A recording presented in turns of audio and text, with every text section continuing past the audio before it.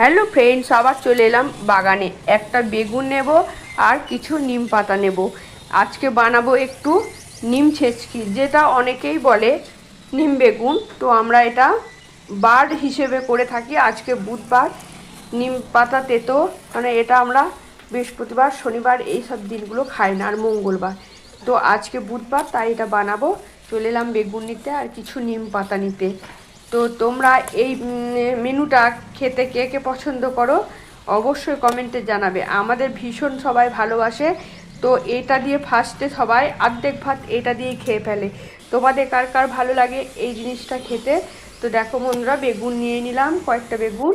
আর গাছেতেই আছে নিম পাতা, তবে নিম পাতাগুলো এখন কলি হয়নি, এখন এই পাতাগুলোই খেতে হবে।